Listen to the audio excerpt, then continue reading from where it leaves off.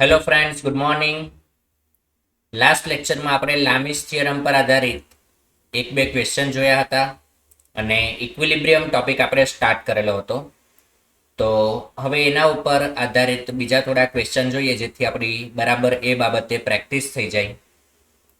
તો ચાલો મિત્રો, આજનો સેશન આપણે શરૂ કરી રહ્યા છીએ ઇક્વિલિબ્રિયમના ક્વેશ્ચન સોલ્વ કરવાથી, કે જે આપણે લામીસ થિયરમ પર આધારિત કન્સેપ્ટથી સોલ્વ કરીશું. બરાબર છે? તો ચાલો શરૂ કરીએ છીએ. તો મિત્રો, અહીંયા તમે જોઈ શકો છો તમારી સ્ક્રીન પર એક ક્વેશ્ચન આવી ગયો છે કે W2 ની કિંમત છે 400 ન્યૂટન, તો W1 અને W3 ની કિંમત આપણે શોધવાની છે. આપેલું આખું તંત્ર સંતુલન સ્થિતિમાં છે અને ચાલો આપણે સોલ્વ કરીએ આ ક્વેશ્ચનને. તો કેવી રીતે સોલ્વ કરી શકાય જોઈએ.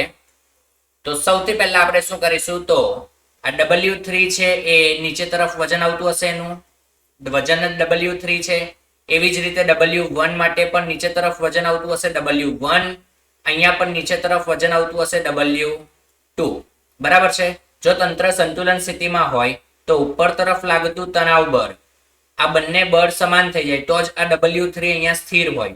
બોલો, આ જ તણાવ બળ ઉપર તરફ ટ્રાન્સફર થાય, દોરીમાં આ તરફ ટ્રાન્સફર થાય અને ફાઇનલી આ રીતે પણ અહીંયા તણાવ બળ T1 લાગશે, જે T1 ની કિંમત કેટલી છે? W3 જેટલી. અને એવી જ રીતે અહીંયા વાત કરીએ આ દોરીના આ બાજુના છેડા પર, તો અહીંયા પણ તણાવ બળ લાગશે, તણાવ બળ ધારો કે T2. એ જ તણાવ બળ દોરી પર આગળ તરફ ટ્રાન્સફર થાય અને અહીંયા ઉપર તરફ લાગશે તણાવ બળ T2. અને W2 ની વાત કરીએ તો એના કારણે ઉપર તરફ આ રીતે લાગશે તણાવ બળ T3. તો તમે જોઈ શકો છો કે આ એક જ બિંદુ ઉપર, અહીંયા વચ્ચેના એક જ બિંદુ પર ઘણા બધા બળ લાગી રહ્યા છે અહીંયા. તો એના માટે આપણે લામીસ થિયરમ એપ્લાય કરીશું. તો જોઈએ કેવી રીતે લામીસ થિયરમ લગાડી શકાય. તો નીચે તરફ અહીંયા આકૃતિ આપણે બનાવી દઈએ. નીચે તરફ લાગે છે T3 એટલે કે W એટલે કે 400 ન્યૂટન. બરાબર છે ને? અને આ જ બિંદુથી એક શિરોલંબ રેખા દોરીએ અને આ શિરોલંબ રેખાથી 37 ડિગ્રીના ખૂણે T1 તણાવ બળ છે, એટલે કે W3 પણ કહી શકીએ. ચલો આપણે એક કામ કરીએ, T1 = W3 લખી દઈએ અને અહીંયા ખૂણો કેટલાનો છે? 37 ડિગ્રીનો. બરાબર છે? એવી જ રીતે જો આપણે વિચારીએ તો બીજી બાજુએ 53 ડિગ્રીના એંગલ પર બીજું તણાવ બળ લાગે છે, જે છે T2 બરાબર W1 છે અને અહીંયા ખૂણો બને છે 53 ડિગ્રીનો. ક્લિયર છે? તો આ પરથી આપણને તમે જોઈ શકો છો કે દરેકે દરેક ખૂણા મળી ગયા છે. તો હવે આપણે લખીએ અહીંયા સમીકરણ લામીસ થિયરમ પ્રમાણે. તો 400 ના છેદમાં લખી શકાય sin 90, કારણ કે 400 એની સામે અહીંયા ખૂણો બને છે 53 + 37, એટલે કે છેદમાં આવશે sin 90 = T1 એટલે કે W3 ના છેદમાં, બોલો આના છેદમાં લખવું હોય તો આ ખૂણો લખવો પડે, તો 180 માંથી 53 બાદ કરવાના, તો sin 180 - 53 એંગલ લઈ લઈએ, = સામેની બાજુએ વાત કરીએ તો અહીંયા T2 એટલે કે W1 ના છેદમાં લખી શકીએ આપણે sin W1 એટલે કે T2 ની વાત કરીએ તો આ એંગલ લેવો પડે, અહીંયાનો 37 બાદ કરવાના, એટલે કે 180 - 37. આને આપણે હવે સોલ્વ કરી નાખીએ, કોઈ પણની સાથે સરખાવીએ, એટલે કે આ W3 ને આની સાથે અને W1 ને આની સાથે, એટલે આપણો આન્સર આવી જાય. તો 400 ના છેદમાં sin 90 એટલે 1, W3 એમના એમ રહી ગયા, sin 180 - 53 એટલે કે sin 53 જ આવી જશે. કિંમત મૂકી દઈએ, W3 ને કરતા બનાવો, તો 400 sin 53 ની કિંમત મૂકીએ તો W3 બરાબર 400 ગુણ્યા sin 53 એટલે લખાય 4/5. બરાબર છે? તો અહીંયાથી તમે જો સાદુરૂપ આપવાનો પ્રયત્ન કરો તો કેટલા થઈ જશે? W3 બરાબર 320 ન્યૂટન. બરાબર છે. 5 વડે ભાગો તો 8 પંચા 40 એટલે 80 ગુણ્યા 4 320 ન્યૂટન. હવે એવી જ રીતે મિત્રો આપણે W1 ને પણ આ 400 સાથે સરખાવી દઈએ તો આપણો આન્સર આવી જશે. તો 400 ના છેદમાં ફરીથી sin 90 એટલે 1 લખી શકાય. W1 ના છેદમાં sin 180 minus 37 છે, તમે અહીંયા જોઈ શકો છો. sin 180 minus 37 એટલે કે sin 37. તો લખી દઈએ અહીંયા sin 37. તો W1 બરાબર 400 sin 37. તો અહીંયાથી W1 is equal to 400 sin 37 એટલે લખી શકાય 3/5. તમે આને સાદુરૂપ આપશો તો 8 તરી 24 એટલે કે W1 ની કિંમત આવી જશે 240 ન્યૂટન. લગભગ દરેક વિદ્યાર્થી મિત્રોને સમજાયું હશે કે કેવી રીતે ક્વેશ્ચન સોલ્વ કરી શકાય. ખૂબ જ ઇઝી એક્ઝામ્પલ હતો. તો ચાલો આગળ જોઈએ નેક્સ્ટ. તો મિત્રો તમારી સ્ક્રીન પર તમે વધુ એક ક્વેશ્ચન જોઈ શકો છો. આ ક્વેશ્ચન પણ લામીસ થિયરમ પરથી જ સોલ્વ કરી શકાશે. તો ચાલો પહેલા તમારી સ્ક્રીનને પોઝ કરો અને જાતે સોલ્વ કરવાનો પ્રયત્ન કરો. ચાલો હવે હું સોલ્વ કરાવું છું. જોજો કેવી રીતે ક્વેશ્ચન સોલ્વ કરી શકાય. એ શું કીધું છે આપણને ક્વેશ્ચન ની અંદર? તો એવું કીધું છે કે જે ત્રાસી દૂરી આપેલી છે એટલે કે આ જે ત્રાસી દૂરી છે એની અંદર 60 ન્યૂટન નું તણાવ બળ હોય તો F1 અને F2 શોધવાના છે, સાથે પદાર્થનું વજન પણ શોધવાનું છે. તંત્ર કેવું છે? સંતુલન સ્થિતિમાં છે. તો આ પોઈન્ટ પર ચર્ચા કરીએ. આ પોઈન્ટ પર તો અહીંયા ઉદ્ભવતું તણાવ બળ આપણે એનાથી દૂર જતી દિશામાં એટલે કે આમ દર્શાવી શકીએ, અને આ પોઈન્ટની ચર્ચા કરીએ તો એના પર તણાવ બળ એનાથી દૂર જતી દિશામાં એટલે કે આ રીતે દર્શાવી શકીએ, જેનું મૂલ્ય છે 60 ન્યૂટન. તો આ રીતે કંઈક દર્શાવી શકાય. હવે મિત્રો આપણે બંને પોઈન્ટ માટે ફ્રી બોડી ડાયાગ્રામ બનાવીએ. તો આપણે ધારો કે નામ આપી દઈએ, આ પોઈન્ટને કહી દઈએ A અને આ પોઈન્ટને કહી દઈએ B. તો A પોઈન્ટ માટે આપણે જો FBD બનાવીએ તો A પોઈન્ટ માટે શું લખી શકાશે? તો આ થઈ ગયો પોઈન્ટ A. A પોઈન્ટ માટે ડાબી તરફ લાગે છે F2 જેટલું બળ. બરાબર છે. ઉપર તરફ લાગે છે, ઉપરની શિરોલંબ દોરીમાં પણ લાગતું હશે કંઈક તણાવ બળ, જેને આપણે T વડે દર્શાવી દઈએ. અને એવી જ રીતે અહીંયા સમક્ષિતિજ સાથે નીચે તરફ 45 ડિગ્રીનો ખૂણો બનાવે છે, એ છે 60 ન્યૂટન. બરાબર છે. અહીંયાથી આ રીતે સમક્ષિતિજ સાથે અહીંયા 45 ડિગ્રીનો એંગલ બનાવે છે. હવે ચાલો આપણે આના માટે ઇક્વેશન લખી નાખીએ. તો લખી શકાય કે બોલો સૌથી પહેલા આપણે 60 માટે લખીએ તો 60 ના છેદમાં બોલો F2 અને T વચ્ચેનો ખૂણો એટલે કે 90 એટલે અહીંયા લખાઈ જશે sin 90 is equal to T ના છેદમાં વાત કરીએ. બોલો T ના છેદમાં લખો તો આ ખૂણો લખવો પડે. તો એક આખા 180 માંથી 45 ઓછા એટલે કે sin 180 minus 45 180 minus 45 is equal to F2 માટે લખીએ. બોલો F2 માટે લખવું હોય તો આ ખૂણો લખાય. તો 90 ની અંદર 45 ઉમેરી દીધા છે તો sin 90 plus 45 થઈ જશે. બોલો દરેક વિદ્યાર્થી મિત્રો સમજી શકે છે? બસ હવે આમાંથી શું કરીશું તો કે એકવાર T ને સરખાવીએ 60 સાથે ને એકવાર F2 ને સરખાવીએ. તો ચાલો સાદુરૂપ આપીએ. 60 ડિવાઈડ બાય sin 90 એટલે 1. T નું T જ રહેશે. sin 180 minus 45 એટલે sin 45 આવી જાય. બરાબર છે. તો અહીંયાથી આપણે T ને કરતા બનાવીએ તો T બરાબર 60 sin 45 કિંમત મૂકી દઈએ તો 60/√2 ન્યૂટન આવી ગયું તણાવ બળ. બોલો ક્લિયર છે? તો આ રીતે કંઈક સોલ્વ કરી શકાય. હવે એવી જ રીતે F2 ને સરખાવીએ 60 સાથે તો ફરીથી લખી શકાય 60 છેદમાં sin 90 એટલે 1.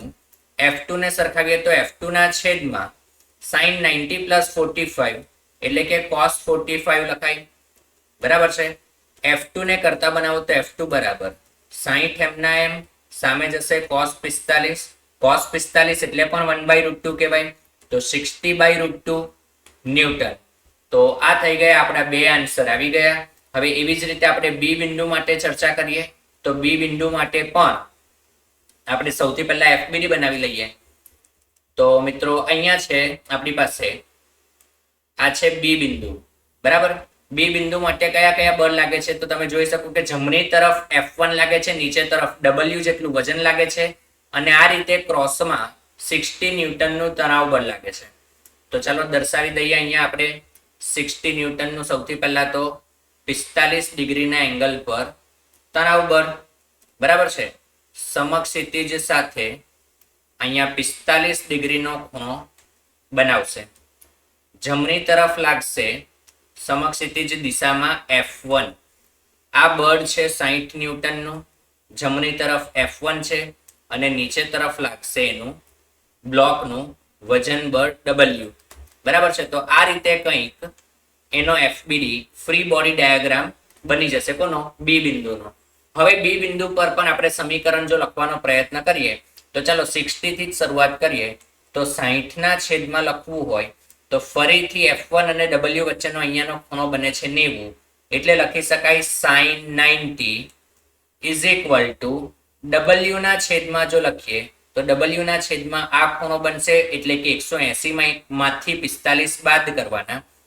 તો sin 180 - 45 ઇઝ ઇક્વલ ટુ, હવે F1 માટે લખીએ તો F1 માટે જો લખવું હોય તો F1 માટે આ ખૂણો લખાય 90 + 45, તો અહીંયા થઈ જશે sin 90 + 45, બરાબર છે.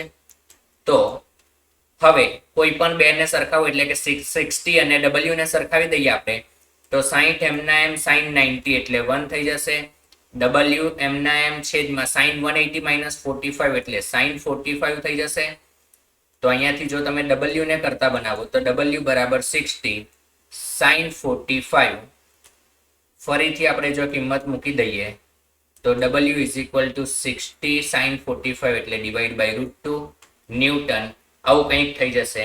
હવે આપણે મિત્રો F1 ને સરખાવીએ તો 60 / sin 90 એટલે કે 1. F1 ના છેદમાં sin 90 + 45 એટલે કે cos 45. અહીંયાથી મિત્રો આપણે જો F1 ને કરતા બનાવીએ તો F1 બરાબર 60 cos 45. તો અહીંયાથી આન્સર થઈ જશે 60/√2 ન્યૂટન. તો આ રીતે મિત્રો દરેકે દરેક પ્રશ્નોના આન્સર આપણે આવી ગયા છે. ખૂબ જ સિમ્પલ છે, તમે જોઈ શકો છો. ચલો આગળ જઈએ. તો મિત્રો હવે આપણે એક નવો ટોપિક સ્ટાર્ટ કરવા જઈ રહ્યા છીએ, પુલી.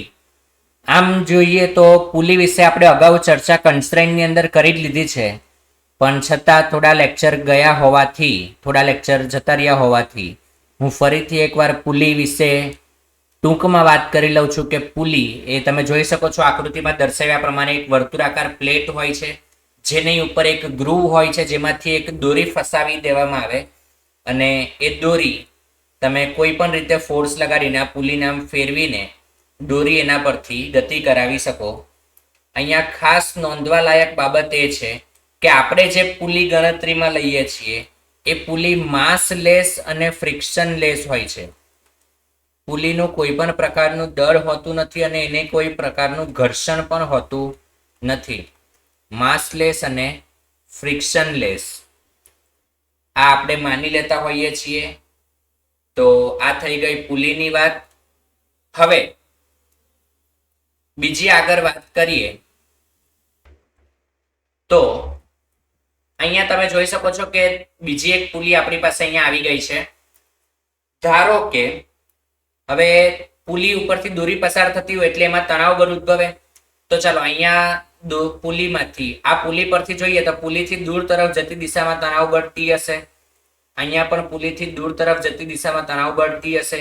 ઘણાને એમ થતું હોય કે સર તમે તો હમણાં અત્યાર સુધી ઉપર લેતા, પણ ત્યારે મિત્રો આપણે બ્લોક પર ચર્ચા કરતા હતા. આ બ્લોક અહીંયા હોય, અહીંયા કોઈક બ્લોક હોય તો બ્લોક પાસે તણાવ બળ ઉપર તરફ લાગે. કારણ તો કે તમને યાદ હશે કે તણાવ બળની અંદર મેં એવું કીધું હતું કે તણાવ બળ હંમેશા પદાર્થથી દૂર તરફ જતી દિશામાં જ લાગતું હોય. તો અહીંયા બંને દોરીની અંદર તણાવ બળ કંઈક આ રીતે લાગશે ઉપર તરફની દોરીની અંદર તણાવ બળ, દોરી બદલાઈ ગઈ એટલે તણાવ બળ બદલાઈ જશે. તો ઉપર તરફ તણાવ બળ ધારો કે ટી ડેશ જેટલું લાગશે. અહીંયા પણ પુલીથી દૂર તરફ જતી દિશામાં દર્શાવવાનું છે. અને આપણે ધારી લઈએ કે પુલી ઉપર તરફ એ જેટલા પ્રવેગથી ગતિ કરે છે. જો આપણે આમ ધારી લઈએ તો સીધી વાત છે કે હું એમ કહી શકું કે ટી ડેશ એ વધારે થઈ જશે. ધારો કે આપણે પુલીનો હવે ફ્રી બોડી ડાયાગ્રામ બનાવીએ તો પુલીને આપણે એક બિંદુવત લઈ લીધી. બિંદુવતની ઉપર તરફ લાગે છે ટી ડેશ જેટલું બળ, નીચે તરફ લાગે છે ટી અને ટી એટલે કુલ કેટલું 2t જેટલું બળ. અને એના કારણે પુલીને મળે છે એ જેટલો પ્રવેગ ઉપર તરફ. બરાબર છે, આ જ કંઈક કન્સેપ્ટ થયો. તો હવે આના પરથી જો આપણે ઇક્વેશન લખીએ તો લખી શકાય કે વધારે એટલે કે ટી ડેશ એમાંથી ઓછું એટલે કે -2t બરાબર માસ ઓફ પુલી ઇન્ટુ એક્સેલરેશન. પરંતુ વિચારો મિત્રો કે આપણે શરૂઆતમાં જ અહીંયા ચર્ચા કરી કે આપણે જે પુલીની ચર્ચા અહીંયા કરવાના છીએ એ પુલી કેવી હશે? માસલેસ. એટલે કે પુલીની પાસે કોઈ પણ પ્રકારનું દળ નથી. તો આ પદ કેવું થઈ ગયું? માસ ઓફ પુલી. આ પદ થઈ જશે 0 અને 0 સાથે ગુણાકાર થવાથી પ્રવેગ પણ થઈ જાય 0. અહીંયાથી ખાસ સમજો, ઘણાને એમ થશે કે સર તમે આ સૂત્ર તો પ્રવેગી ગતિ કરતી પુલી માટે લીધેલું, પણ વિચારો કે માસ ઓફ પુલી 0 છે એટલે એ પણ એની સાથે ગુણાકારમાં હોવાથી 0 થઈ ગયું. એટલે કે પ્રવેગની ગમે તે કિંમત હોય હંમેશા જમણી બાજુનું પદ 0 જ થશે પ્રવેગની ગમે તે કિંમત માટે. એટલે કે પ્રવેગની કિંમત 0 હોય એટલે કે વેગની કિંમત ધારો કે હું 0 ધારી લઉં, આ પુલી અહીંયા ફિક્સ્ડ હોય તો પણ આ કન્ડિશનનું પાલન થશે જ. એટલે કે ટી ડેશ -2t બરાબર 0 થઈ જશે. અને આના પરથી આપણે કહી શકીએ કે ટી ડેશ બરાબર 2t. ખાસ આ બાબતનું ધ્યાન રાખવું કે ટી ડેશ બરાબર અહીંયા 2t મળી ગયું. હવે આ જે કન્સેપ્ટ છે એનો આપણે આગળ જતા ઘણી બધી જગ્યાએ ઉપયોગમાં લઈશું. બે બળ નીચે લાગે છે ટી અને ટી ઉપર લાગે છે ટી ડેશ, તો સીધું જ ટી ડેશ બરાબર 2t લખી શકાય. આ કન્સેપ્ટને આગળ જતા આપણે સીધો જ ઉપયોગમાં લઈશું, તમારે ખાસ યાદ રાખવાનો છે. તો ચાલો શરૂ કરીએ આપણે આના પર આધારિત ક્વેશ્ચન. તો મિત્રો અહીંયા આપણને આકૃતિમાં એક પુલી, એના ઉપરથી બે બ્લોક આપેલા છે અને m1 m2 દળ છે. એવું કીધું છે કે જો m1 is greater than m2 હોય તો બ્લોકના પ્રવેગ અને દોરીમાં તણાવ બળ શોધો. મિત્રો ખાસ ધ્યાન રાખવું, જ્યારે પણ આ પ્રકારની આકૃતિ દેખાય એટલે કે એક જ પુલી છે અને એના પરથી પસાર કરેલી દોરી ઉપર બે બ્લોક લટકાવેલા છે, તો ખાસ ધ્યાન રાખવું આ જે ગોઠવણ છે આ આખી ગોઠવણને એટવુડ મશીન કહેવાય. એટવુડ મશીન ખાસ યાદ રાખવું. ઘણી વખત આ આકૃતિ આપતા જ નથી, ફક્ત શબ્દ લખવામાં આવે છે કે એટવુડ મશીન માટે પ્રવેગ અને દોરીમાં તણાવ બળ શોધો. તો આપણને ખબર હોવી જોઈએ કે આ જે આકૃતિ દોરેલી છે એને એટવુડ મશીન કહેવાય. એટવુડ એ એક વૈજ્ઞાનિકનું નામ છે જેને આ પ્રકારની ગોઠવણ કરી હતી. હવે આ પ્રકારના ક્વેશ્ચનને કેવી રીતે સોલ્વ કરવો? તો આપણે કન્સ્ટ્રેન્ટની અંદર તો જોયું કે એની અંદર આપણને દળ માટેની કોઈ પણ પ્રકારની ચોખવટ કરેલી નહોતી. આપણે ફક્ત વેગ, પ્રવેગ એ બધી ચર્ચા જ કરતા. પણ અહીંયા આપણે કંઈક અલગ રીતે વિચારવું પડશે. હવે એ અલગ રીતે શું વિચારવું એ જોઈએ. તો અહીંયા આપણે દરેકે દરેક જગ્યાએ જેટલા પણ બળ લાગતા હોય ને એ દર્શાવી દેવાના. જેમ કે m1 માટે વાત કરીએ તો m1 માટે નીચે તરફ લાગતું હશે m1g બળ, m2 માટે પણ નીચે તરફ લાગતું હશે m2g બળ. m1 અને m2 પાસે વિચારીએ તો એમના કારણે ઉપર તરફ તણાવ ઉદ્ભવશે, કેપિટલ T અને કેપિટલ T. બંને માટે બ્લોકથી દૂર તરફ જતી દિશામાં એટલે કે ઉપર તરફ થઈ ગયું. હવે અહીંયા આપણને કીધું છે કે m1 ભારે છે m2 કરતા, તો સીધી વાત છે કે m1 છે એ બ્લોક નીચે આવશે એ જેટલા પ્રવેગથી અને m2 બ્લોક ઉપર જશે એટલા જ પ્રવેગથી, કારણ કે એક જ ગરગરી પરથી પસાર કરેલું છે. આ બાજુનો બ્લોક જેટલાથી નીચે આવે બીજો બ્લોક એટલાથી જ ઉપર જાય. બરાબર છે. તો આ પ્રકારની કંઈક ગોઠવણ થઈ ગઈ. બોલો, પ્રવેગ પરિણામી બળને કારણે મળે, તો અહીંયાથી આપણને ખબર પડી જાય છે કે કયું બળ વધારે હશે. M1 માટે ચર્ચા કરીએ તો બોલો M1G વધારે હોય તો જ બ્લોક નીચે આવે ને. તો અહીંયાથી સમીકરણ લખીએ, M1G માઇનસ તણાવ બળ કેપિટલ T બરાબર M1 દળ એ જેટલા પ્રવેગથી ગતિ કરે.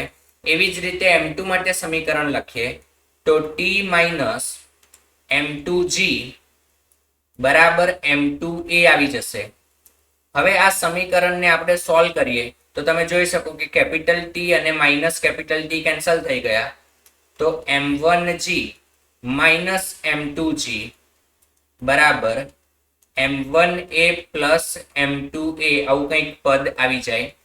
અહીંયાથી આગળ આપણે સાદુરૂપ આપીએ તો M1 minus M2 into G બરાબર M1 plus M2 into A આવું કંઈક લખી શકાય. હવે પ્રવેગ શોધવો છે તો એને કરતા બનાવી દો તો થઈ જશે M1 minus M2 into G આખાને ભાગવામાં આવે છે M1 પ્લસ M2 વડે. તો આ થઈ ગયો મિત્રો પ્રવેગ. હવે બોલો આ પ્રવેગની કિંમત આ એક અથવા તો બે માંથી કોઈ પણ સમીકરણની અંદર મૂકી દઈએ તો આપણને શું મળી જશે? તણાવ. બોલો કયામાં મૂકવું છે? ચાલો હું પહેલામાં મૂકું. બરાબર, પહેલા સમીકરણની અંદર આપણે જો મૂકીએ તો પહેલું સમીકરણ છે, ચાલો અહીંયા નંબર આપી દઉં છું. આને કહી દઈએ સમીકરણ નંબર 1 અને આને કહી દઈએ સમીકરણ નંબર 2. તો A નું મૂલ્ય સમીકરણ નંબર 1 માં મૂકતા, બરાબર છે. A નું મૂલ્ય સમીકરણ નંબર 1 ની અંદર મૂકી દઈએ તો સમીકરણ 1 છે આપણી પાસે M1G માઇનસ T બરાબર M1A. તો આમાં કિંમત મૂકી દઈએ આપણે M1G માઇનસ T બરાબર M1 ઇન્ટુ A છે એટલે M1 માઇનસ M2 છેદમાં M1 plus M2 into G. હવે અહીંયાથી મિત્રો T ને કરતા બનાવી દઈએ તો T બરાબર થઈ જશે M1G માઇનસ આ T છે એ સામે જશે એટલે પ્લસ થઈ જાય અને આ આખું પદ એ આ બાજુ આવે એટલે માઇનસ થઈ જાય. તો M1 into M1 minus M2 છેદમાં M1 plus M2 into G. આને આપણે હજી આગળ સાદુરૂપ આપીએ તો T બરાબર M1G માઇનસ આ M1 નો અંદર ગુણાકાર આપી દઈએ, G નો પણ અંદર ગુણાકાર આપી દઈએ તો માઇનસ થઈ જશે M1 square G minus M1 M2 G છેદમાં M1 પ્લસ M2. હવે છેદમાં M1 પ્લસ M2 છે એનો અહીંયા લસા લેવો પડે તો T બરાબર M1 પ્લસ M2 નો લસા લઈએ તો પહેલા M1 અહીંયા ગુણાય તો થઈ જશે M1 સ્ક્વેર G. હવે M2 અહીંયા ગુણાય તો લખાય પ્લસ M1 M2 G.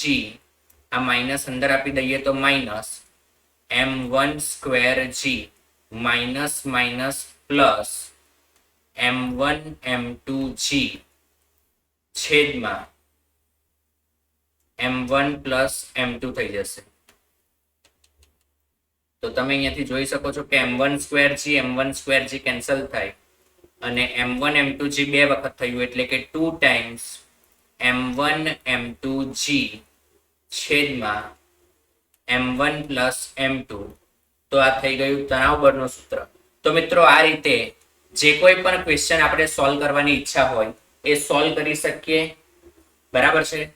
આ સમીકરણો આમ જોઈએ તો તમારે યાદ રહી શકે તો યાદ રાખી શકો છો A અને T ના, પરંતુ ખાસ ધ્યાન રાખવું ગોખી જ નથી નાખવાનું કે આવી આકૃતિ દેખાય એટલે આ જ જવાબ આવે. કારણ એવું છે કે આ જ પ્રશ્ન જો મને રોટેશનલ ની અંદર એટલે કે આગળ જતા ચેપ્ટર નંબર 7 કે જે રોટેશન છે એની અંદર જો પૂછવામાં આવશે તો ત્યાં પુલીનું પણ ડર હશે, તો ત્યારે મને પ્રવેગ અને તણાવ બંનેની કિંમતો આ નહીં મળે. એટલે આ યાદ રાખવાનું છે, પણ ગોખી જ નથી નાખવાનું કે આવી આકૃતિ દેખાય તો આ જ જવાબ આવશે. આપણે હંમેશા ગણવાની જ આદત પાડવાની છે. દાખલો ગણીને જ એનો જવાબ લાવવાનો, ક્યારેય ગોખવાનો પ્રયત્ન કરવાનો નથી. તો આ થઈ ગઈ M1 M2 એટલે કે એનાલિટિકલ સાબિતી પ્રકારથી આ દાખલો. હવે આ જ દાખલાને આપણે આંકડાકીય રીતે ગણીએ તો વધારે સારી રીતે સમજાશે કે કેવી રીતે ક્વેશ્ચન સોલ્વ કરી શકાય.